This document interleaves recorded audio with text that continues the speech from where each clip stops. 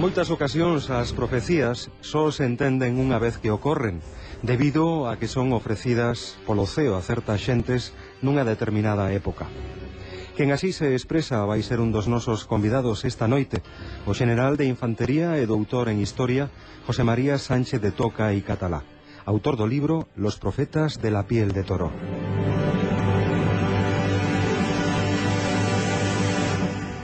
Trátase dun traballo rigoroso e a vez sorprendente que profundiza nas vidas e agoiros de decenas de profetas españois ao longo dos últimos 2 milenios.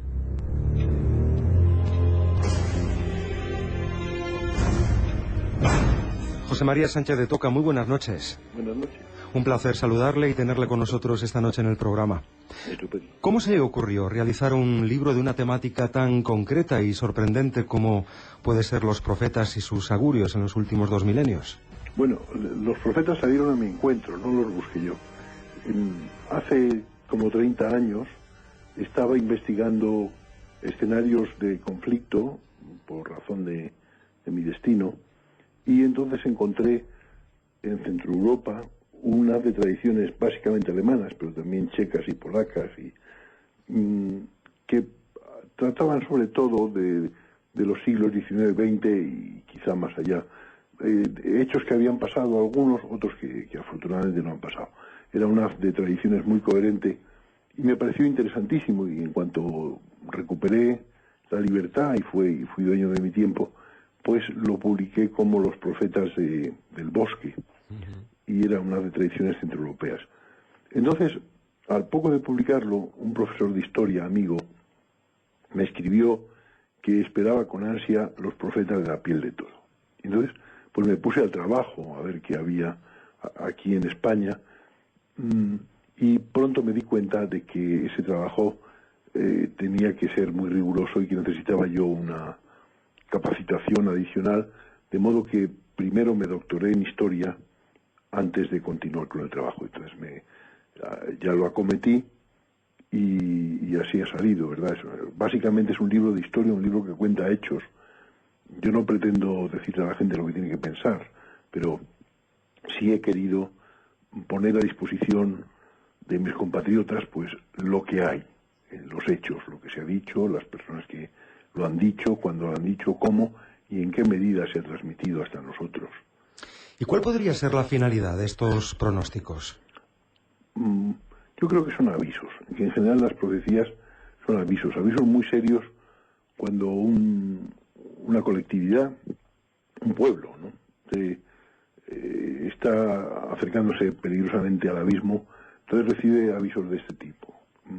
Estos avisos tendrían su manera ordinaria de llegar pues a través de sus jefes naturales o de sus líderes espirituales, pero si no llega a través de ellos, entonces se produce este fenómeno, ¿verdad? Eso yo estoy convencido de que estos avisos son más frecuentes en los momentos y en los lugares en que los líderes naturales han perdido el norte. ¿Los receptores de estas profecías siempre son gente sencillas? No siempre, no necesariamente, pero en su mayoría sí. Y los avisos más enérgicos, ¿verdad?, y más, digamos, amenazadores, pues sí, se han producido sobre gente muy sencilla, muy elemental, con muy poquita formación, que yo creo que eso es una forma de garantía de que no se han inventado ellos, ¿no? Porque claro, también esto acarrea que los doctores de la ley pues se irriten y digan, hombre, ¿por qué esto se lo dicen a un pastorcillo o a una ama de casa y no me dicen a mí, que soy doctor, ¿eh? Pero las cosas son como son. Usted ha estudiado también el fenómeno de las apariciones marianas. ¿A qué conclusión ha llegado? ¿Por qué se producen? ¿Hasta qué punto está todo esto relacionado con el contexto histórico que vivamos? Bueno, las apariciones, claro, la evolución de las profecías que he visto yo en estos 25 siglos, pues es que hay un momento en que ya saltan, ¿verdad?, de la mesa o del reclinatorio de unos santos que los escriben en sus memorias, y se convierten en un mensaje al pueblo. Esto la primera vez que pasó fue en La Salette, a mediados del siglo pasado, 1840 y tantos, en Saboya francesa. Pero de ahí la cosa se magnificó enseguida, ¿verdad? Fue saltando, y ya el momento donde tuvo una resonancia mundial fue en Fátima, por todas las circunstancias en las cuales se produjo, por los niños tan pequeños, por el maltrato abusivo y cruel, ¿no?, de las autoridades de todo tipo, ¿no? Y entonces se cambia el estilo, se vuelve más severo, son advertencias más severas, y si antes lo que se recibía pues era un aviso de peligro indeterminado, ahora ya se empieza a avisar peligro de curva y contracurva, o peligro de desprendimiento de rocas, porque estos son como señales de tráfico, ¿no? Así lo veo yo. Y sí, diga. Imos introducir tamén na conversa a Miguel Pedrero, noso colaborador habitual nestas madrugadas dos xoves, que tivo oportunidade de conversar con noso convidado, con José María Sánchez de Toca, hai algunhas semanas atrás, e seguro que ten curiosidades, preguntas que trasladar tamén ao noso convidado. Adiante, Miguel, boas noites. Muy buenas, Antón. ¿Qué tal, José María? Muy buenas noches. Buenas noches. Bueno, sí, lo cierto es que es un libro tremendamente interesante, este de los profetas de la piel de toro, porque desde luego es un libro muy documentado, en donde el autor, nuestro invitado, ha realizado un arduo trabajo, pero también es importante conocer el contexto histórico donde están hechas esas profecías, ¿no? Entonces, yo creo que hay un doble trabajo, ¿no? Por un lado de conocer el contexto histórico, de conocimiento histórico, y por otro lado de documentación, ¿no? Y eso es de lo que hablabais antes, porque parece que las profecías son realizadas en un momento determinado, en un contexto determinado, ¿no? Por lo tanto, para las personas de esa época, y quizás es muy difícil interpretarlas siglos después, ¿no? Pero bueno, la cuestión es, hay profecías, José María, que en este caso estamos hablando de profecías sobre la piel de toro, concretas, es decir, que podamos decir, bueno, aquí hay un dato concreto que nos indica que es una profecía bastante clara, es decir, porque siempre parece que hay ciertas ambigüedades, juegan mucho con las metáforas, con las imágenes, y a toro pasado es mucho más fácil verlo que desde que se produzca, claro, por supuesto, pero ¿cuáles destacaría usted como las profecías o los profetas que más han atinado? Atinar, claro. Eso es difícil. Vamos a ver.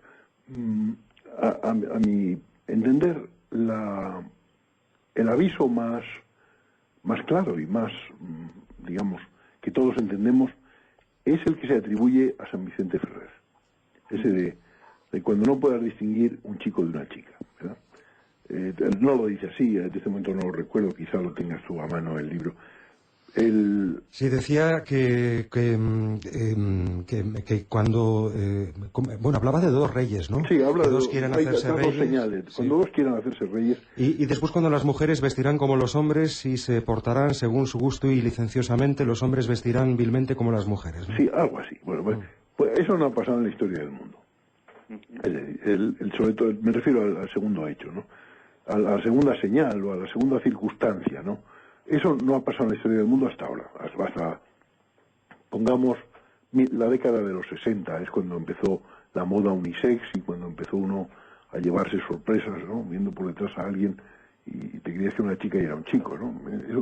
Y luego eso se ha generalizado, y realmente lo que empezó siendo una cosa extraordinaria, pues ahora es una cosa común, ¿no? Y eso no había pasado hasta ahora. Y esa señal sí es una señal palpable y que cualquiera puede entender que es así, ¿no? Que es una señal. Ahora, ¿señal de qué? Pues en el contexto en el que lo dice, se atribuye a San Vicente Ferrer, es en el contexto de una situación muy caótica de España. Quiero recordar que habla incluso de tres grandes facciones, de una división en tres de lo que entonces era España. Claro que España entonces eran 5 reinos, ¿no? Ahora España son 2 estados, entonces eran 5 reinos. Que siempre se ha tenido muy clara la unidad del conjunto, pues también estaba claro que había un montón de reinos dentro. Entonces, esa quizás sea la más clara de todas. En cuanto a lo que podría ser nuestro futuro personal, lo que podríamos vivir en nuestras vidas, pues claro, eso yo no lo sé, ¿no? Yo me limitaba a recoger hechos. A mí me llaman la atención pues las cosas más recientes, a partir de, digamos, del siglo XIX, las cosas que se han dicho, sin perder de vista que San Isidoro tiene unos anuncios que son verdaderamente espeluznantes, ¿no? Las profecías de San Isidoro, y pasa como con San Vicente Ferrer, que se le atribuyen, pero verdaderamente un historiador no puede poner la mano en el fuego de que efectivamente solo venga de San Vicente Ferrer o de que venga de San Isidoro, porque son los más problemáticos, ¿no? Pero San Isidoro dice unas cosas que están documentadísimas, eso sí, desde hace 600 años, por lo menos, no los 1500 que tendrían que ser, pero 600 años sí, y dice cosas que basta con leerlas para aplicarlas a nuestros tiempos, ¿no? Y a otros tiempos pasados, y quizá también a otros tiempos futuros, pero nuestros tiempos son aplicables, en fin, no es un tema que me guste explicar, pero cualquiera que lo lea y tenga ojos en la cara, se entera enseguida, ¿no? Se entiende todo. Además es curioso, porque esta profecía que decía que cuando los hombres no se distingan de las mujeres en su vestir, que sucederá algo, será una época problemática, además se repite a lo largo de los tiempos, ¿no? Incluso en épocas más recientes. Sí, se ha dicho, en concreto, eso mismo, con casi las mismas palabras, lo dijo un pobre hombre en Renania, el mandadero de un convento de monjas en Renania, lo dijo casi con las mismas palabras en el siglo XVIII. Y lo repitió otro pobre hombre también, un labradorcito alemán de Baviera, también en el siglo XX. O sea que eso es un aviso, digamos, de gran aliento, ¿no? De gran ámbito. Y quizás pregunto otro tipo de profecías diferentes, en este caso unas apariciones marianas. Quizás ahí también hay algunos datos muy concretos que a mí personalmente me llamaron la atención. Me refiero a las apariciones de Ezquioga, que comienzan, si no me equivoco, en el año 1931, sí. y José María, también hay una serie de predicciones concretas que parecen apuntar al inicio de la guerra civil, incluso a su desenlace. Sí, sin duda, los videntes de Ezquioga y los devotos de Ezquioga, porque Ezquioga es un fenómeno complejísimo, ¿verdad? Y muy mal estudiado, lamentablemente, no se ha estudiado en serio nunca. Una de las cosas terribles de Ezquioga, que hubiera podido hacer mucho bien y no lo hizo, fue que nadie, no fue ni científica, ni teológica, ni históricamente estudiada, ¿no? Bueno, pues en Ezquioga sí, se dice, Ezquioga hay más sitios alrededor, en la Barranca había también más sitios, se anuncia el comienzo de la guerra civil y tanto los videntes como los devotos que había allí, a pesar de la persecución que sufrieron, estaban convencidos de que vendría la guerra civil, y durante la guerra civil escribieron a Roma diciendo, esto era lo que la Virgen venía a evitar y lo que se hubiera podido evitar, por favor, háganos caso, párenlo. Y también anuncian la guerra mundial, la Segunda Guerra Mundial, y más hechos que no han ocurrido, gracias a Dios, ¿no? Hay dos capítulos de las profecías o los profetas de la piel de toro, José María, que están dedicadas a las presuntas apariciones sobrenaturales de las que fue testigo el general Franco cuando gobernaba España. Usted ha podido hablar con personas muy cercanas al general, ¿no? Sí, bueno, yo no creo que sean apariciones, ¿verdad? Yo no digo que no los haya tenido, porque claro, eso no sé si lo sabremos algún día, ¿no?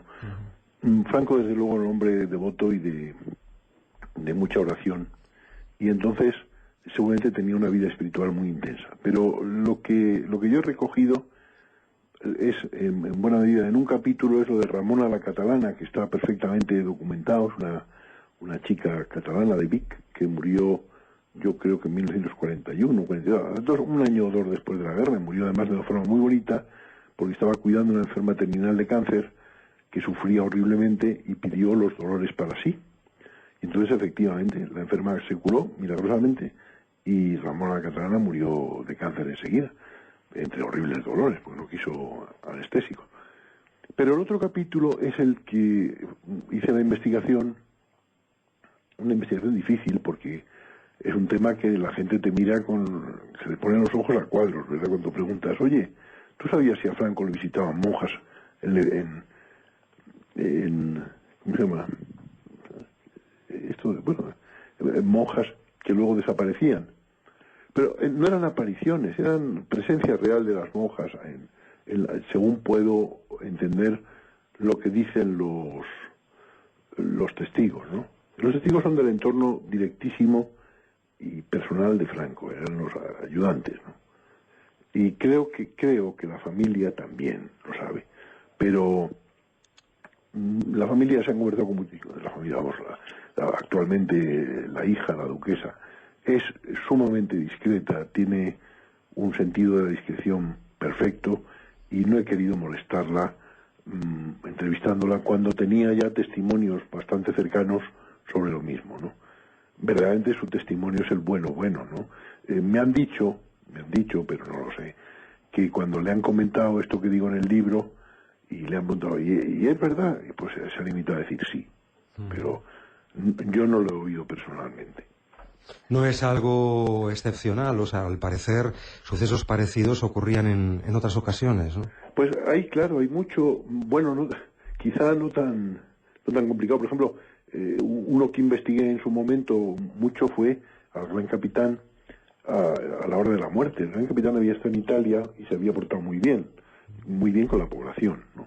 Por ejemplo, cuando llegaba a un sitio, pues protegía a las chicas y a las mujeres y impedía las violaciones y los saqueos. Entonces, cuando 3 días antes de morir le visitaron 2 frailes, yo creo que de capuchinos, que estaban recién creados, y le anunciaron le dijeron, dentro de 3 días morirá el duque, y el Gran Capitán, que era cordobés, se lo tomó a chufla y dijo, será el de Alba, ¿no? Pero el accidente murió a los 3 días. Y dicen que los 2 capuchinos que le vinieron a visitar, entonces en España no había capuchinos, eran San Francisco de Paula y un compañero que le agradecían lo bien que se había portado en Calabria.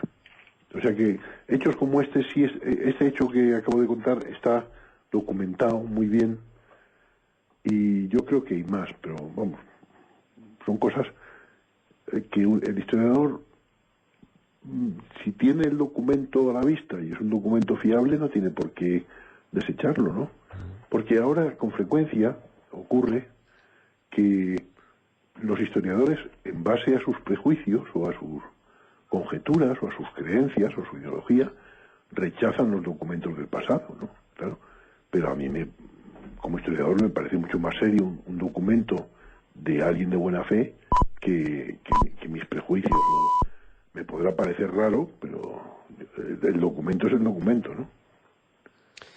Hablemos para finalizar, si le parece, un poco de esas profecías sobre el futuro de España y Portugal. Esas profecías hablan sobre un Salvador que ha de llegar. Este es también un arquetipo un poco universal, ¿no?, en todo tipo de profecías. Alguien que llegará. Bueno, el arquetipo está, en mi opinión, porque ese es un tema, yo creo que no está estudiado en ninguna parte, ¿no? Entonces creo que lo mío es el primer desbroce del tema. El arquetipo está en 2 sitios de la Sagrada Escritura, creo yo. Uno es en donde habla de Zorobabel, de la vuelta de los judíos de Babilonia a Jerusalén, habla de dos guías del pueblo, uno civil y otro eclesiástico. Y está también en el Apocalipsis, que habla de 2 candelabros. Pero lo que está predicho en España desde tiempo de San Isidro, ¿no? O sea, que San Isidro vivió en el 570, no es antes de ayer, ¿no? Y está muchas veces repetido, en el siglo XV está muy repetido, luego en el XVI está ampliamente, en el XVII también, luego en el XVIII y el XIX, a caballo del XVIII y XIX, lo de Bou de Millas, y luego ya en el siglo XX varias veces. Pues es este anuncio de uno que le llaman de muchas formas, le llaman Vespertilio, Murciélago, Lorrat Penat, el Rey General, el Rey León, el León, el Caudillo del Tajo, el Jinete del Tajo, y más cosas que en este momento no recuerdo. Sí, es un hombre que rescata a España de unos enemigos físicos y, según algunos, que lleva los estandartes hasta el Neva, que es el río de Leningrado, ¿no? Actualmente San Petersburgo. Eso está dicho muchas veces de muchas maneras y no siempre fáciles de unificar o de sintetizar, porque cada uno, tengamos en cuenta que los videntes y la gente, cada uno ve como una faceta de la realidad, y la realidad es muy compleja siempre, nuestro presente como nuestro pasado, pues son complejísimos, ¿no? Usted y yo estamos hablando por teléfono y alguien está haciendo una paella y alguien está paseando y alguien está en el cine, y en Estados Unidos están todavía a media tarde. En fin, la realidad es muy compleja y el vidente no la ve toda, el vidente ve un pedacito, entonces es difícil integrar varias profecías, pero sí hay muchas profecías sobre un gran guerrero al que llaman del Tajo en algunas ocasiones, y cuya función es rescatar, salvar a España, sí. Y esto, yo creo que a lo largo de la historia ha habido españoles que lo han visto y lo han entendido y se lo han creído, ¿no? Es decir, se han creído ser ellos. Sobre todo en el siglo XIX, yo creo que en el bando carlista miraban a don Carlos y a sus sucesores como este gran rey. A caballo del 19 y el 20 hubo un sacerdote valenciano que se convenció de que era él, ¿no? Y escribía estupendamente, era un hombre muy culto, pero vamos, estaba convencido de que él era ese Salvador. Miguel Pedrero, temos tempo para unha pregunta máis, se queres, despedimos xa o noso convidado. Bueno, pues quizás porque a lo largo de esta entrevista hemos hecho alusión a su libro, a uno de sus libros anteriores, que me parece tremendamente interesante, ¿no? Que creo que es además el primero que escribió, si no me equivoco, que es los Profetas del Bosque, sobre esas tradiciones centroeuropeas de un gran contenido profético, ¿no? Y sobre todo a mí me llaman la atención esas imágenes tan potentes, esas tradiciones casi tan concretas que vaticinan cuestiones, José María, como el surgimiento del nazismo y de Hitler y lo que eso iba a suponer para Europa y para el mundo. Sí, ya lo creo. La Sibila Michalda, una chica de Praga, en el siglo XVII, estamos hablando de la época de las guerras de Wallenstein y la guerra de los 30 años y la muerte del último rey checo y la apropiación por el imperio de la corona checa, pues en esta época hablan ya del hombre de la araña en el brazo y de los soldados que corren en casas de hierro sobre toneles, y que el hombre del bigotito da una orden y sus soldados avanzan 1500 kilómetros en las 4 direcciones. Muy curioso, muy curioso. Una de las cosas que me llamaba la atención en este haz de tradiciones centroeuropeas que encontré es que son muy concretas, dan detalles concretísimos, ¿no? Mientras que en otros sitios, por ejemplo, lo que hay sobre España es todo mucho más abstracto, más espiritual. Allí son cosas concretísimas. Por ejemplo, dice, cuando empiece la lluvia amarilla, métete en una cueva y estate 3 días encerrado, ¿no? Y cosas que parecen aludir a un fallout, a una lluvia radioactiva. Cosas muy concretas, muy concretas. Dice, el agua blanca, es decir, de los arroyos de montaña, la puedes beber, y la que esté en tubería de plomo también, pero la que esté en cosa de plástico no la bebas.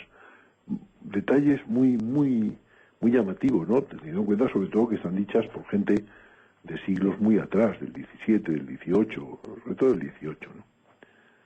Así que sí, es un haz notabilísimo, y aún hay más, ¿eh? Ahí puse nada más que las 3/4 partes de lo que encontré, pero había bastante más. Hai, por suposto, material para facer unha segunda e unha terceira entrega destas. No, ya no. El tiempo es limitado y yo creo que los dos libros de los que he hablado, en ellos he puesto lo mejor de lo que he encontrado. Creo que el que esté interesado en esos temas se enterará cumplidamente. He procurado escribirlo con rigor, pero también que se dejara leer, y no sé si lo he conseguido, yo creo que sí, pero yo no soy un espectador imparcial. Creo que el que quiera enterarse se enterará sobradamente en ellos. José María Sánchez de Toca y Catalá, muchísimas gracias por haber atendido nuestra llamada, muchísimos éxitos y enhorabuena por este trabajo extraordinario. Pues muchas gracias a ustedes y a los oyentes, ¿verdad? Muy buenas noches. Un abrazo muy fuerte. Gracias.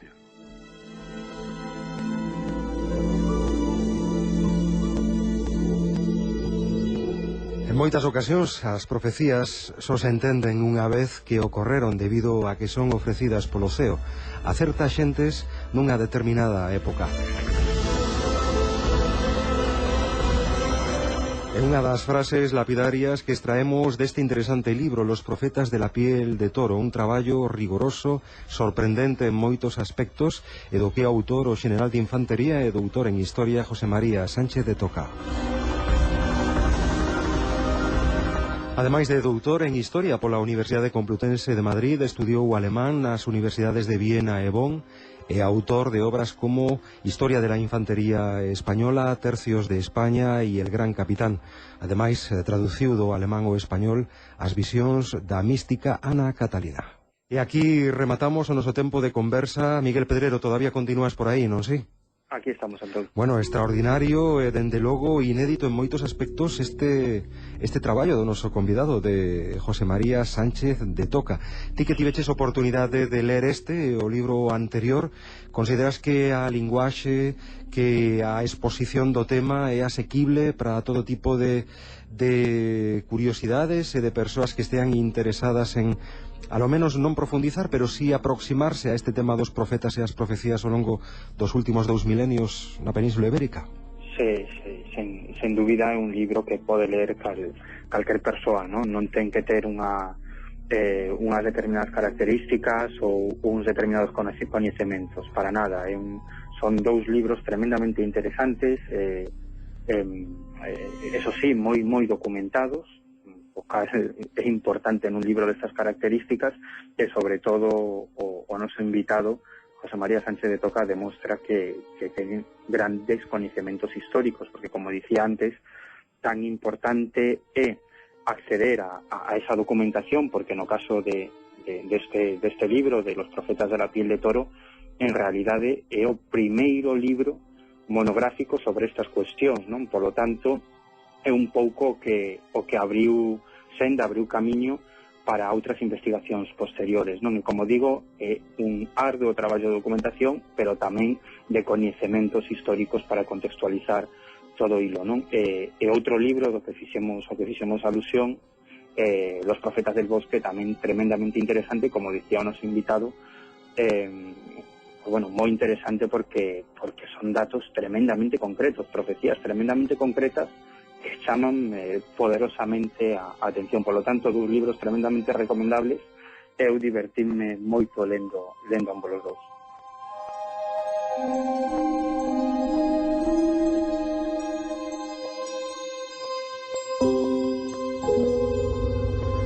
No libro falase de moitas cousas, falase da éxtase multitudinaria de Ezquioga, as aparicións que xeraron duros enfrontamentos políticos.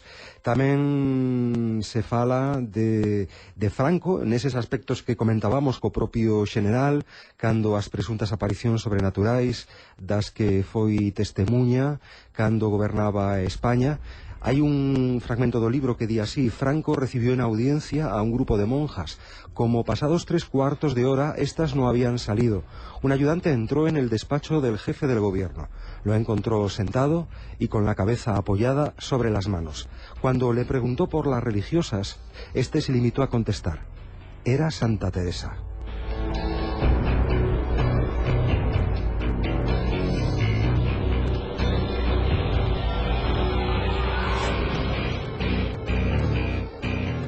Pois ata aquí esta conversa que quixemos manter co autor do libro Los profetas de la piel de toro.